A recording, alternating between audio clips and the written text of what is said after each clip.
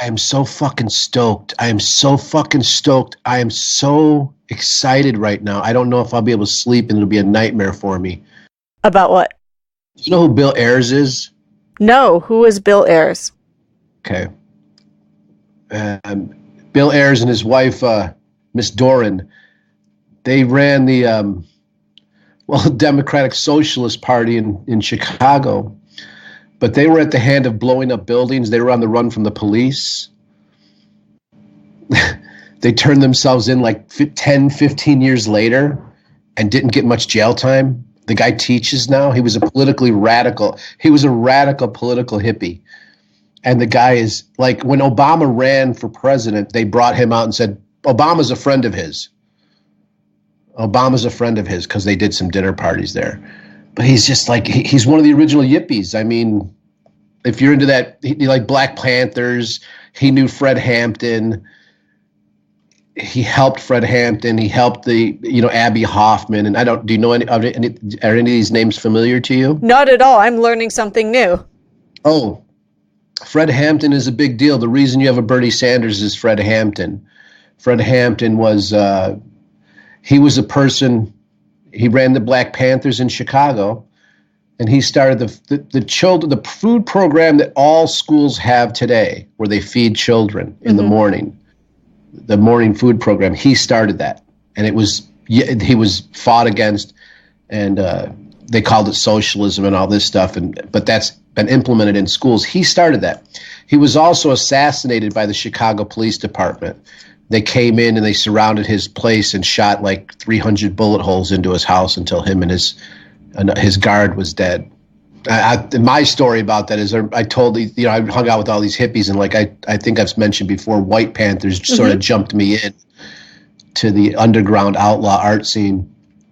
And when they did, they told me about Fred Hampton and told me that story. And I said, oh, bullshit. The police wouldn't assassinate anyone. That's ridiculous. And then they presented all the evidence. They came into the bar and presented this evidence. And it was a real heavy thing for me. I ended up crying that day, like really crying heavy, because it was like, wow, it was unbelievable to me. But with evidence, this becomes believable. Right.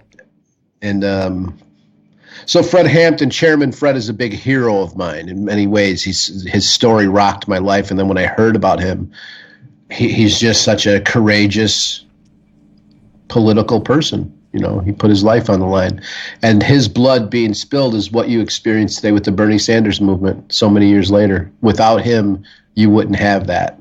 So what makes you excited about Bill Ayers? So he just posted on Twitter, I'm having a garage sale tomorrow, or a yard sale. He's, come on over to his house. And they're selling stuff, kitchen stuff. I wrote on Twitter, dude, save me the spatula and other things. I need a spatula, baking sheet. If I can get Bill Ayers' fucking baking sheet and spatula and shit like that, like, I am so excited that I'm going to meet him, first of all. Like, I'm going to go to his house. Yeah. I can buy his spatula and meet his wife as well, like meet them both. Like, that is just such a big deal, because then I'm like a little fanboy. Like, I'm like I'm part of the family. I'm part of the family. Like, they're underground outlaw artists. I'm part of the family. Like, their friend jumped me in. I said, John Sinclair, Bob Rudnick. I know Bob Rudnick. They're not even going to believe I know these people, because I'm like the young kid who hung around these really old people, and not many people my age even know who they are. Just like you're like, I don't know who they are. So it's just going to be such a great moment for me if I can get their spatula, and just meeting them alone is going to be great. But it's going to make the best pancakes ever. Oh, God damn those pancakes. Now, I make a pancake with sweet potatoes. I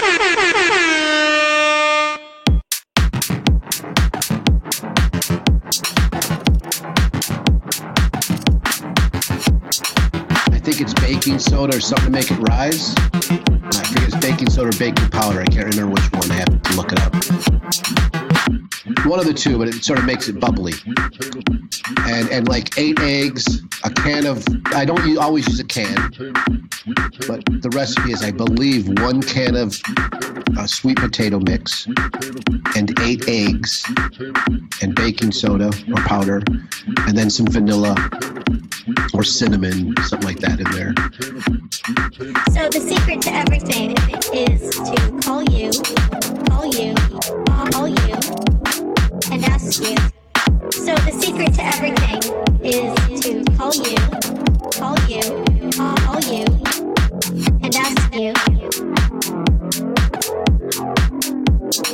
Call you, call you, call you, call you, call you, call you, call you, call you, call you, call you, and ask you, how do you make these pancakes?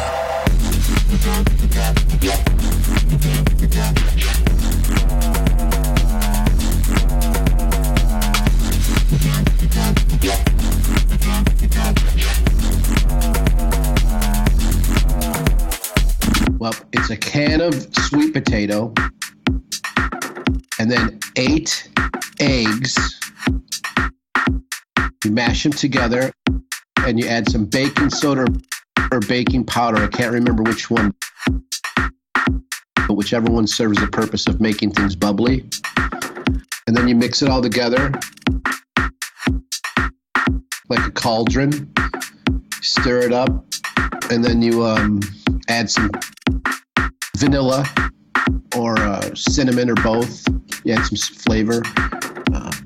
I add a little honey in there, and you also add butter, but I don't know how much. Oh goodness! Improvise and add a lot of butter.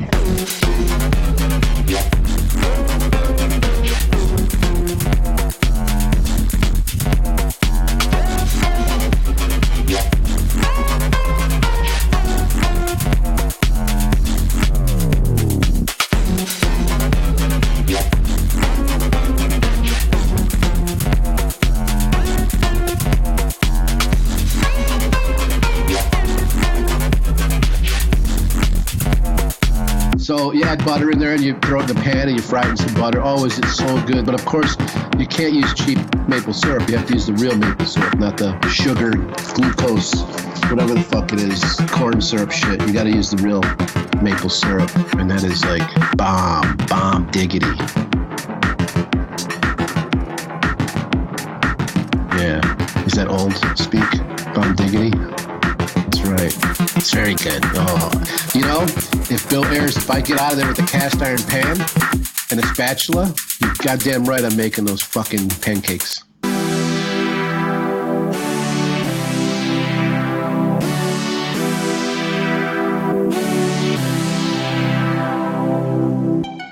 This podcast is based around the history and experiences of the infamous Shane Bugbee, recollected and retold by Shane Bugbee himself. Who is Shane? Well, you're about to find out. I'm your host, Nannerl, and this is Speak of the Devil.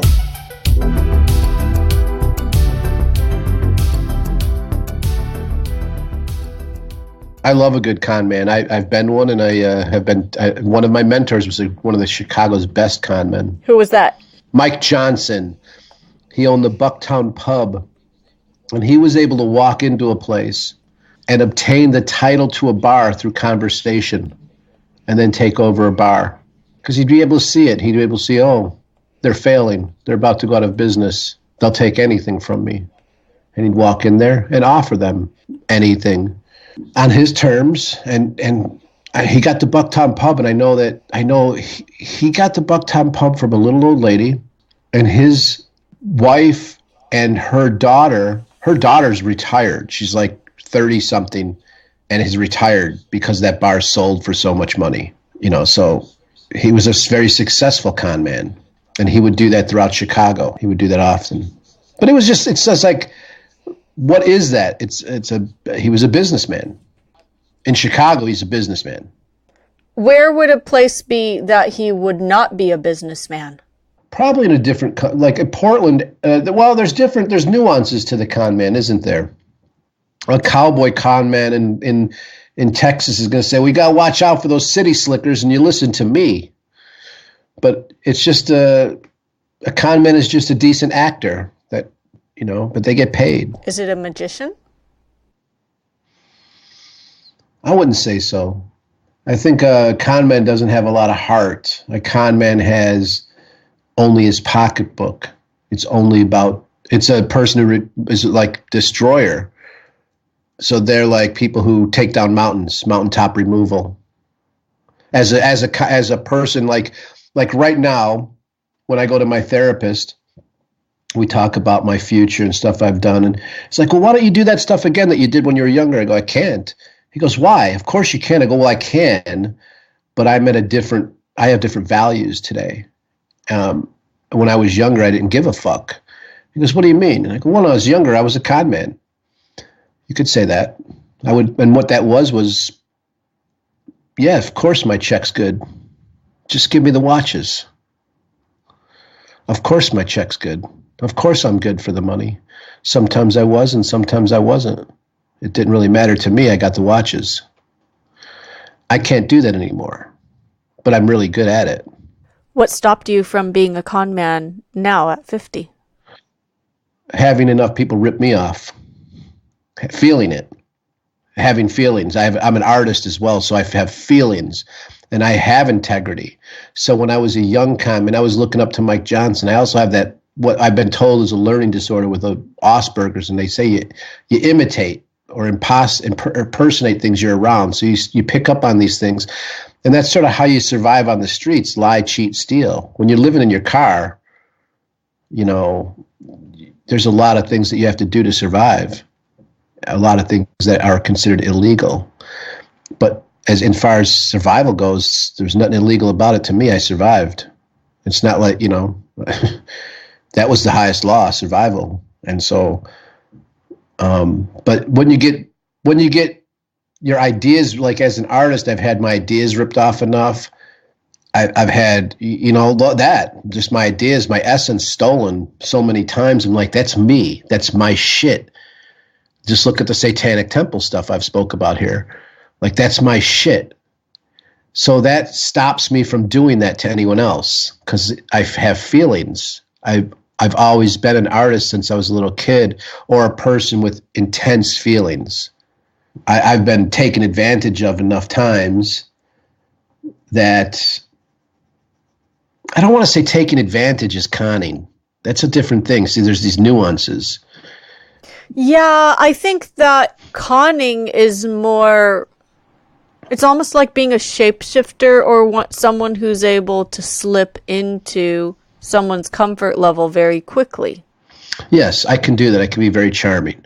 But I think there's criminal activity with conning versus if I'm just charming and I'm there and I let things unfold as I've done with like my road trip since like when I did my soda company and stuff like that, when I got run out of a town, like hardcore and all my shit taken from me, that sort of stopped me on that. Then my only choice was to kill people and burn the town down. If I'm on that path of being an outlaw, con man, stuff like that, a gangster, like then I'm just going to fucking hurt your family. Okay. I'm going to get my shit back though. You're going to fucking pay. And that's the reasonable outcome of an actual con man. Is you have to bring it to full term. When someone rips you off, you got to hurt them. Is this something that's lawfully criminal or just someone who breaks things that are conventionally ethic? Conman is lawfully criminal in my what I've seen, what I've played out. They bounce checks. They don't give a fuck. They don't pay their bills. They're scofflaws. They're conmen. They're grifters. They're what we have in office right now in the presidential office. Grifter is a very good word for that. Total grifter. So a person taking advantage and seeing someone that's like looking to be taken advantage of and taking advantage, that's a different situation. But I think when someone is unwilling to be taken advantage of, it becomes like rape or something like that. And I mean that.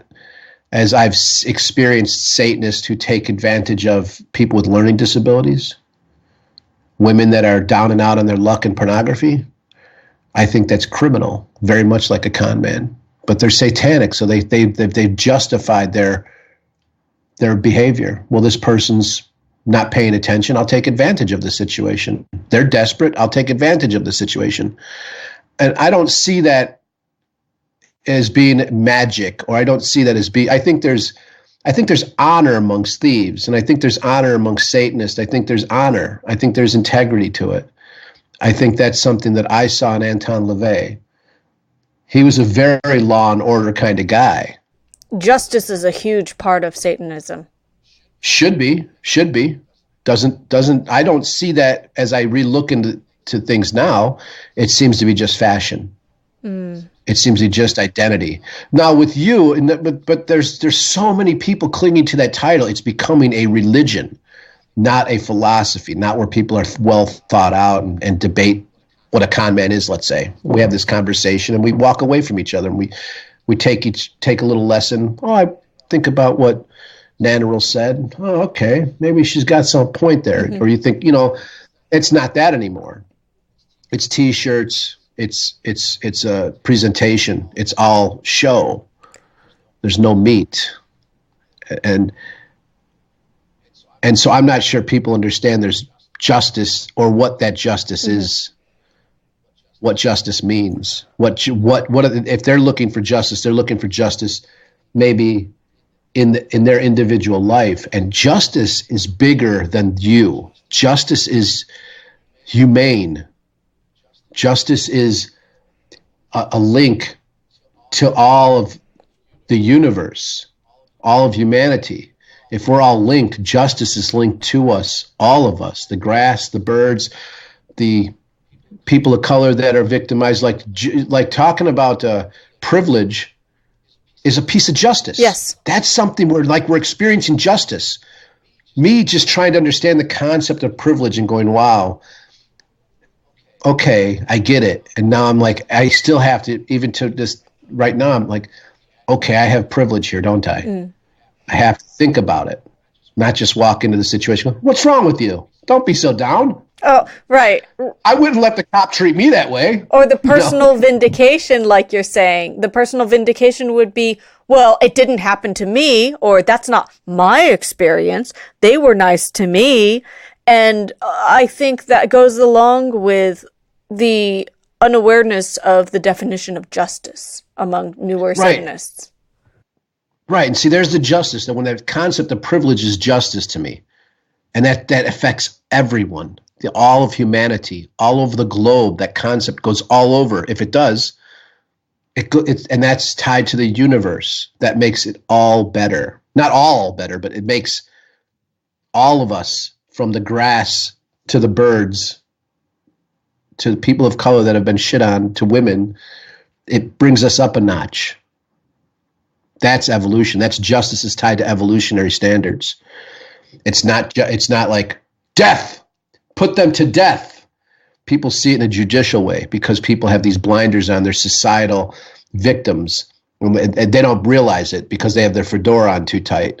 But they have these blinders on, their fedoras on too tight, their hair dye seeping into their fucking head. And they're like, well, they're just like out of their minds. They're not thinking about what justice is. They're like, justice is that person I don't like destroyed. They're in my lair, destroy that. I'm joking. This is my constant joke now. But it's getting the cheerleaders, getting the Chads, making sure that things burn because they were hurt. Yeah, Chad is that a slang? Yes, Chad is an internet slang for, I believe it's referring to the Ken doll, the popular guy, the football star. I have heard this. The girl, sex workers I know. Brittany or something is the Becky and Chads or something like that. Sex workers I know use that term. And that on a side subject real quick, I hope we can have a show where we talk about things like this that are like generational different. I know you're 500, but you definitely represent a younger crowd. Oh, yes. So, yes, the ones who wear the colored powdered wigs, not just the white horse hair. Exactly. But justice and conmen. I've rolled with many conmen. And Bucktown Pub was great. There was a guy came in, he had a phone hustle. And he would have telephones that he would set up, and they would charge you $1 too much payphones, and he'd just like, let me put my payphone in here. I'll give you $100 right now. So he'd go to all these low end bars, and they'd take the $100 and they'd put the payphone in there. But the payphone's ripping off every person, charging too much per the minute. That's like putting up a parking $20 in front of a lot that's otherwise free. Yeah, that's great. We laugh because we're on the outside. I would be so pissed off if someone did that. And then they're like, okay, well, but better get out of here now. That's sort of what made me such a great marketeer, though, or con man, because I'm a great marketeer, and marketing is like conning people. And so but what makes me good at it is because I fucking fall for the tricks all the time. Like, I'll go pay the $20 for that lot, and people come back like, you paid? That's free. Oh, motherfucker had a fucking sign. Got me.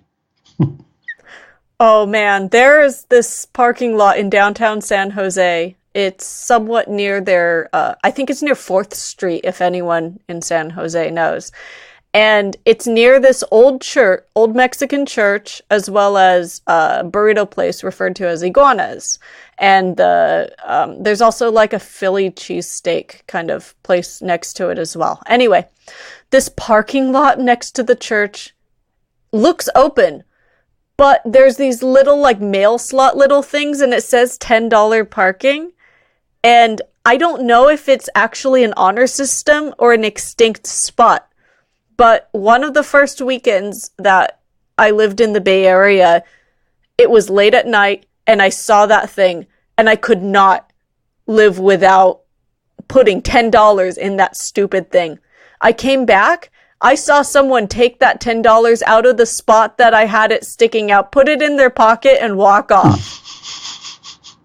Oh, I love this. Yeah. So why do you, what's the concept of having a show about con men? I think that it's interesting to have the idea of what a con man is, because we have so many things in our lives that we feel duped by, or we have a tendency to blame everyone but ourselves for, but sometimes there is someone to blame. Oh, yeah. I think that the con man is quite interesting in comparison to an artist or a magician, because, like you were saying, there is no honor code, and it's sort of a very bare bones version of a sociopath without the clinical diagnosis. Yeah, or remnants of piracy, or remnants of for me, at my perspective, I'm seeing it from someone living in a car, so it's just basic. It's brute survival. It's like, there's different hustles, and people are become fat cats, and those hustles are bankers, realtors, gentrifying neighborhoods, pushing people out of their neighborhoods. Those are the fat cat hustlers. But small-time con men, they're just barely getting by. They're washing off in a fucking gas station sink to go do a hustle. Living in a car, maybe. So it's an act of survival from what I've seen. The big con men don't get that. They have prestigious titles. They're called lawyers and bankers and realtors. Investors of cults. Right. Yeah, exactly. Exactly. It's sort of like people who have a code of honor are wolves, and con men are sort of like scavenger animals, like hyenas. Yeah, that's a good perspective. I like coyotes. I was hoping you wouldn't say coyote, because they're pretty. I'm not really sure about coyotes, but I like that they're tricksters. They're tricky, but they still are social. And when you see one on its own, it's because it fucked up. Same with wolves. Right. They're kicked out of the pack if they cross the pack. And yet hyenas, I'm fully convinced, and no offense to any hyenas listening, but fuck you. They kill lion cubs. They kill other animals' babies. They just have no compass at all. They're out for themselves in the worst way possible. There's no ethos about that kind of animal. Oh, I like that. I don't like that. I mean, I like that you're explaining that. That's, I have no idea, but I like that. They remind me of a lot of people. Like there's hyenas that get attracted to Satanism all the time to justify their hyenery. Yes.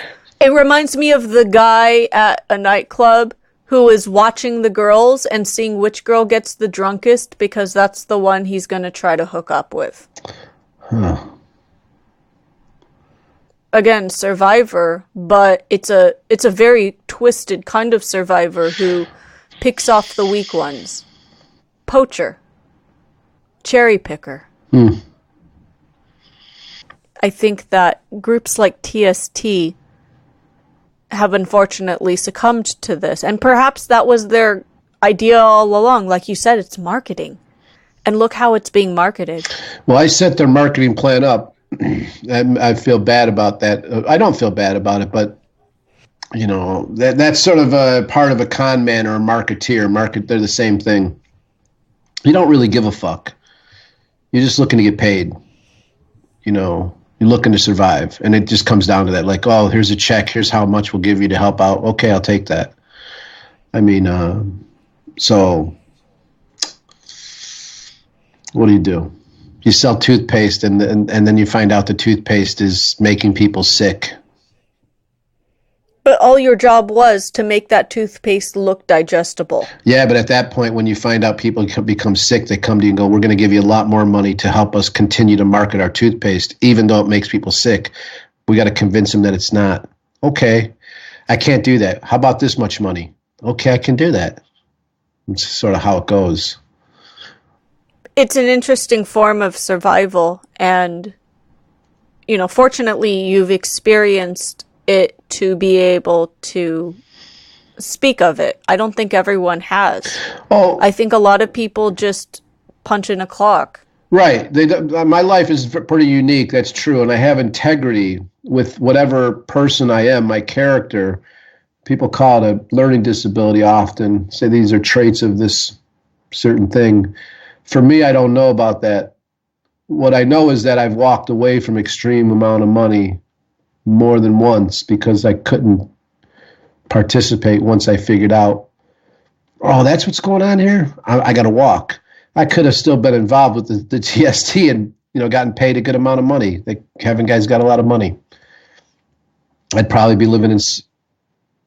Yeah, all that stuff. I could have been probably living, I could have had a place with those people. This is involving minions, well, right? It's involving a lot more than minions. It's just involving where they were going with things, making it a religion versus a parody and a joke, a statement. It was going to be a statement, not something where we were looking to get people to join. And, when that became clear to me that they were looking to have a religion, my concept, my love of Satanism is about freeing people. I just see my parents a lot of times when I grew up and the abuse I sustained and thought, well, I do everything for the little kid in me sometimes. I'm just sort of that same kid that was building blocks in the corner, and my dad would pick on me. And I'd be like, man, if this guy made artwork, he wouldn't be such an asshole. If he was himself, he wouldn't be such an asshole. And as you look at the makeup of society and you see, well, he had no choice. Where's his chance to be himself? He works 40 hours a week. He's broken when he comes home. So I have sympathy for the guy, even though I hate his guts and I can't wait to hear the day he dies. I have sympathy for the life he lived. And so my involvement, the path that drugged me along was, free speech, expression, artwork, and the occult stuff was always about, wow, this is LaVey, Crowley. They were about justice. They were about justice. They were about justice. They were about freeing the human being, letting the human being be an individual, encouraging the individual and to blossom as an individual, be yourself and experience as much joy as you can. You only have one shot in this life. Make the most of it. See your lot, accept your lot the best you can, and just have fun. Have some joy. Make some cool shit. Make friends, And so when I saw that, I saw my parents like, I see them and like, man, if they had this philosophy, if they didn't have religion, religion made them idiots. Religion made them guilt-filled. Religion made them feel bad about themselves. Religion is why they were abusive. that's where my fetish is, So when the TST went that route, and to be con people, con job, I had to move away. I have a different.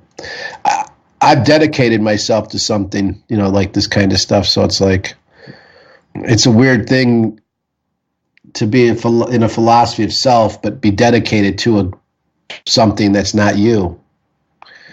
That's a hard one to explain. I feel like the marketing that it turned into is sort of preying upon the idea of justice and perverting it into something small.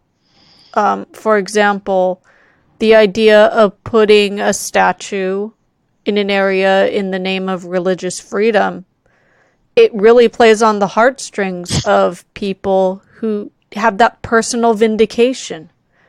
It's not true justice. It's this individual, hang up they have over something that never resolved. And it does pander to a low denominator.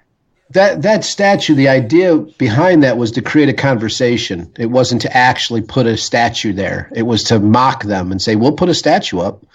If you're going to have one, we're going to have one. We fight for our rights. It was to mock them. It wasn't to, make money off of lawsuits, which is part of their business plan, is to sue people to make money. It wasn't about getting a troops together, a group of people, getting a whole gaggle of people. Everything seems like a marketing toward recruitment. Right, and that's what it's become. And that's what, when Doug would tell me that stuff about, he wanted to sell T-shirts to people and buy a wheat farm and basically take advantage of people who have a lot of mental issues, like PTSD, stuff like that. There's a reason people put baphomets on them, to scare people a lot of times, to say, I'm afraid of you, therefore you're going to be afraid of me. And I have every reason to be afraid of you, you Christian bastard. Christian crusades, let's say, I don't know if any of this is making sense. I'm not drinking coffee, so I feel like I'm lost. I think it does make sense. I feel very bad for people who may later on feel exploited by the marketing in the long run. I hope that if and when people figure out that they are being played, that they know that it's not the end of everything. It's okay to leave something like that and, make a better difference in the world on your own. Be really satanic about it and just flourish. Give it what you got with what you got. I've always seen Satanism as great training wheels for the most part, and something to come back to when you're feeling blue or down, or, like having a philosophy, your personal philosophy. For me, Satanism leads me to pick and choose what I want out of other religions and decide, well, that's part of my belief system in my home. I have a belief system in this home that I've taken from many religions, but it's my individual belief system. And but Satanism was a training wheel for me when I was, introduced to that, and LaVey and might is right and all that stuff. It's not a bad one to have as a training wheel. No, not at all. And it shouldn't be an enemy to all other religions either. I think that it's important as humans to find the common bond of things. So pick and choosing from other belief systems and using what works good for you for the improvement of your life is quite satanic. It's that connection to nature. I like that in an individual perspective, like, not being so burdened by having, making enemies of other religions. Mm-hmm. But as a concept, a general concept, Satanism is a threat to other religions, and it should be. It's understandably. It's about destroying religion, to me. Mm-hmm. My interpretation of it is about destroying, society, like the status quo. It's just like calling them out, putting a mirror on them, saying, you suck. You suck. Where's your life? I think that separation of it, that it is a philosophy, is a very valuable point as well. Yeah, like I feel like it just mocks society and that's Christian stuff like that. It's a reflection and a mirror. Yeah. So, when is it acceptable to be a con man? Well, for me as an individual, it was acceptable when I was living in a car, and I had choices whether to sell my ass or to be a con man. To rip people off. I could not be a sex worker in that context. That was too much for me. I came from abuse, and it just was too much. So for me, it was real acceptable. And I was young and dumb and didn't understand how it didn't understand the ripple effects. For me, a lot of times how I justified it was, well, this is what, and I'll use Walmart for an example. But back then there was a Menards hardware store. And they come into town and they sell things for cheap. They bounce checks. They don't give a fuck. They can do whatever they want because they're a big corporation. Wait, they bounce checks? Oh, yeah, they file for bankruptcy. When these big corporations file for bankruptcy, that's what they're doing. They're bouncing checks, basically. For me, it's illegal. For them, they don't have to pay their bills. They can spend, and people start sending them merchandise, and they're like, we need 60 days, we need 90 days, we need 120 days, and then they're not able to pay their debts. But they don't give a fuck. They're a corporate board. They're able to write it off as a bankruptcy and walk away. There's no criminal. When my mother couldn't pay her check, she was arrested. So I saw that and I was like, oh, fuck this. If they got the right to go bankrupt and walk, well, I'm going to do the same. I'm doing their con. Mm-hmm. And a lot of times people would go you call me a ripoff or something like that. And I'd be like, the only reason you're able to call me a ripoff is because you're able to get a hold of me. You complain the same way about AT&T, but take it right in the ass. They'll take it. When they have quite a moat or a army to protect the queen or whatever. Exactly, you got quite a moat. I need a moat. The Shane Nook requires a moat in order for Shane to survive. I need a moat. And that's what I saw. Like, I'm just acting the same way corporations do, but I'm just an individual. I don't know if it's ever good, but to be honest, I'm trying to defend my younger self. But as an older person, I should say, I'm not an old man yet. As an older person, I would suggest around ever being a con man in an illegal sense, the jail time alone is not worth it unless you're making millions of dollars, and you can keep that millions of dollars. I mean, a year in jail might be worth $1 million, but for the most part, it's just not worth it. Crime is not worth it. It's just not worth it. It's better to ask for help, and that was my problem. I had such a big ego. I couldn't ask for help, and I couldn't be anything but like what they consider today a toxic male. Like, I'm going to fight. I'm going to take my shit. I'm going to rip you off. I'm going to do whatever I can to save face. Say I did it myself. But what the fuck? The older me is like, what the fuck to my younger self? Dude, you should have just asked some people for help. If you would have explained to some of these people that were nice to you, you're living in your car and you need some help, they probably would have helped you. Like, I find as an older person, if I need help and I ask for it, I get help because, I'm not a con man at this point. I'm just, I could use help editing this, or I could use help. I don't try to trick someone into paying them and then not paying them anymore, What drives a con man? Is it pride or insecurity?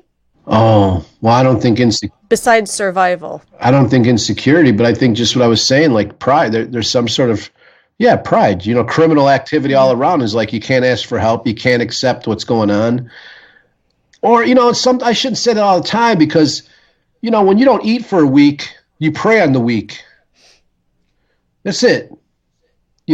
So don't feed my fat ass for a week and see what happens. My good intention right here is going to turn. And be like, well, what was Shane talking about? He was saying how don't do crimes, and then he went out and did this crime. Well, he didn't eat for 7 days.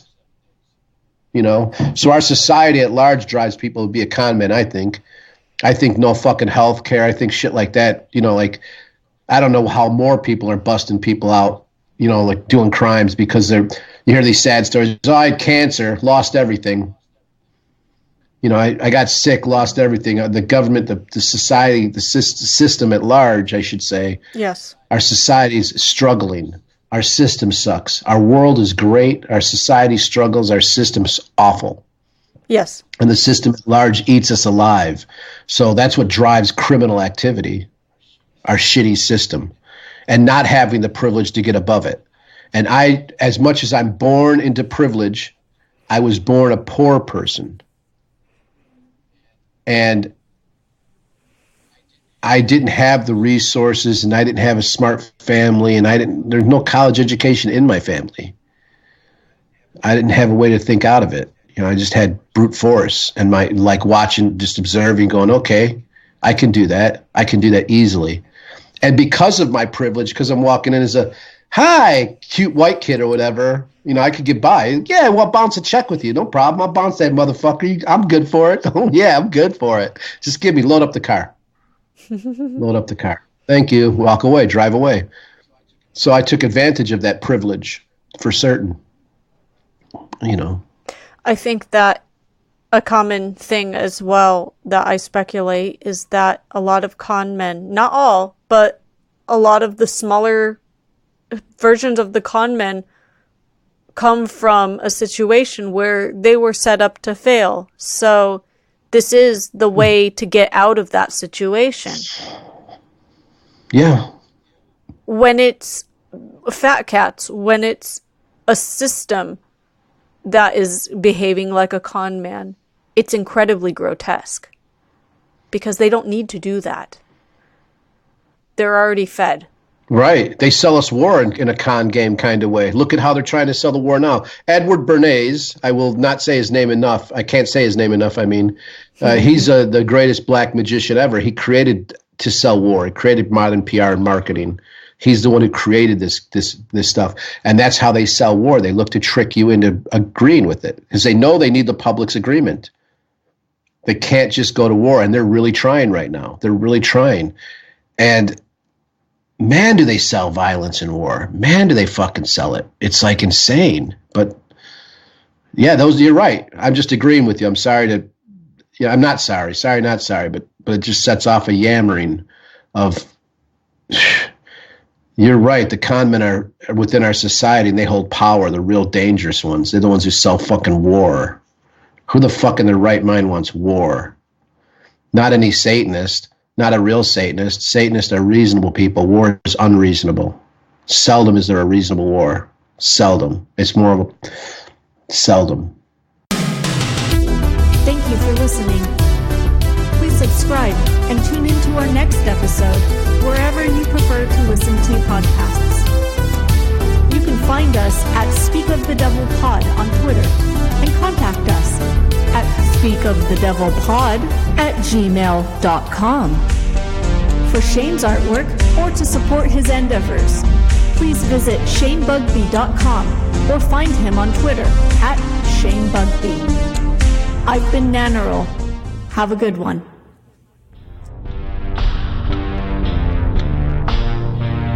Oh, and ShaneIsTheDevil.com.